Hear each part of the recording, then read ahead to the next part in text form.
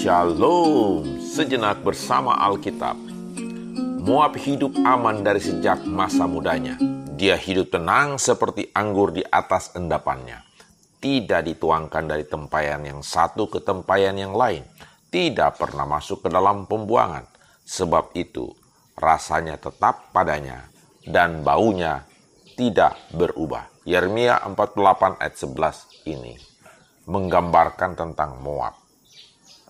Dalam Wycliffe Bible Commentary berkata bahwa orang Moab adalah keturunan Moab anak laki-laki Lot. Itu dikutip dari Kejadian 19 ayat 37. Mereka tinggal di lembah Yordan sebelah timur Laut Mati, bertetangga dekat dengan bangsa Ibrani.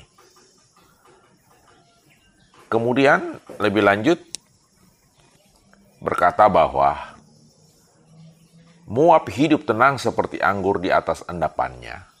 Ini adalah satu gambaran tentang Moab begitu terisolasi sehingga tidak mengalami hajaran berupa penyerbuan yang sering terjadi serta pembuangan. Jadi kiasan itu diambil dari proses pembuatan anggur. Anggur akan bertambah baik mutunya dengan dituang atau dipindahkan dari tempayan satu ke tempayan yang lain. Melalui ini bisa dimurnikan. Tetapi Moab tidak pernah dimurnikan, seperti anggur dengan endapan di dalamnya. Lebih lanjut, kalau kita melihat komentar dari Ellen G. White di dalam tulisan suratnya Letter 10, tahun 1897. Dia berkata bahwa seseorang boleh menolak untuk mendengar nasihat-nasihat dan teguran-teguran Allah. Boleh jadi ia memilih untuk membuat aturan dan kelakuannya menurut caranya sendiri. Seperti Moab. Jadi Ellen G. White berkata, Moab ini dia gambarkan membuat aturan menurut cara mereka sendiri. Ia menolak untuk berubah. Ia menolak memperbaiki perangi buruk dari tabiatnya. Meskipun Tuhan telah menunjukkan dengan jelas pekerjaannya, hak-hak istimewanya, kesempatannya, dan kemajuan yang harus diadakan. Terlalu banyak kesulitan untuk meninggalkan cara-cara hidup yang lama. Dan mengubah ide dan metode-metode. Caranya tetap cara lama dan melekat pada cacatnya. Jadi ini merupakan cacat dari Moab yang tidak mau berubah, menolak mendengar nasihat-nasihat. Itu komentar Ellen G. White dalam Letter 10 tahun 1897. Lebih lanjut, komentar Ellen G. White dalam manuskrip 79 yang ditulis tahun 1903. Dia berkata tentang aplikasi dari Moab ini, bahwa ada banyak orang yang tidak merasa puas dengan pekerjaan yang telah Allah berikan kepada mereka. Mereka tidak puas untuk melayani Tuhan dengan senang di tempat yang telah Tuhan pilih bagi mereka.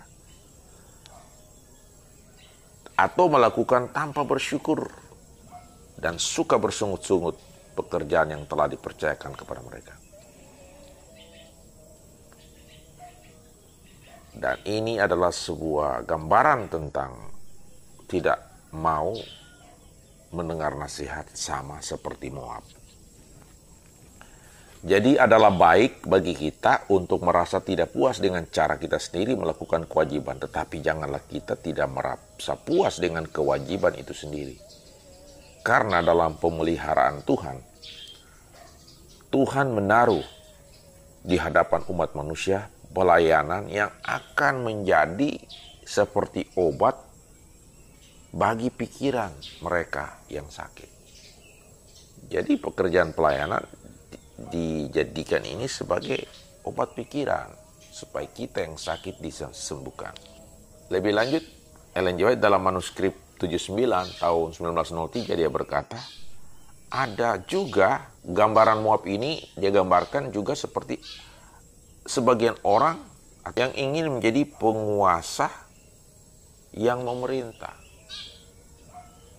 Nah, ini komentar yang sangat bagus. Dan mereka ingin menjadi penguasa yang memerintah. Inilah para pelayan-pelayan dan digambarkan seperti orang Moab. Jadi mereka adalah orang-orang yang memenuhi syarat untuk mengisi tempat-tempat di mana kemampuan mereka yang didisiplin akan membuat mereka berjasa sebesar-besarnya. Sebagian orang dilatih Allah dengan membawa mereka kepada kekecewaan. Jadi kalau kita masuk ke dalam kekecewaan itu adalah latihan. Dan yang tampak seperti kegagalan. Tapi maksudnya adalah supaya mereka kelak belajar untuk menaklukkan kesukaran.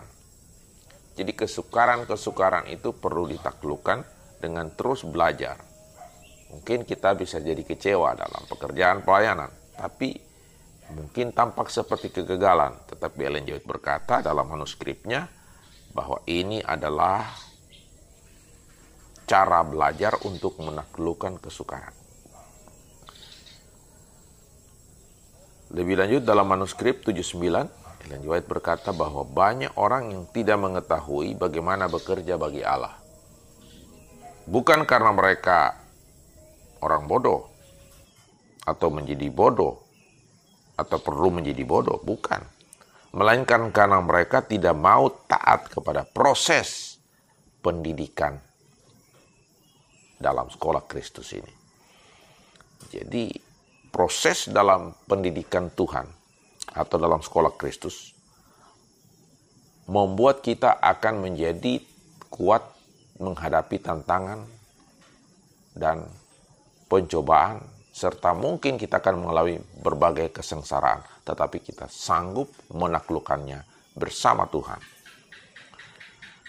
Sebagaimana Moab disebut sebagai suatu kegagalan karena kata firman itu, Moab hidup aman dari sejak masa mudanya. Ini adalah hal yang baik bagi kita untuk terus belajar, khususnya untuk orang muda.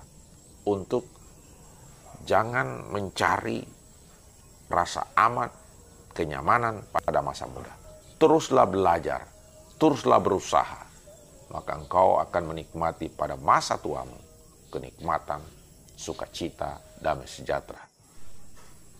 Janganlah menjadi orang yang gagal terus-menerus. Bangkitlah, pelajaran tentang Moab menjadi pelajaran bagi kita semua hari ini. Mari kita siap untuk menerima teguran ilahi dan masuk dalam sekolah Kristus atau masuk dalam pendidikan Tuhan. Tuhan Yesus memberkati kita hari ini.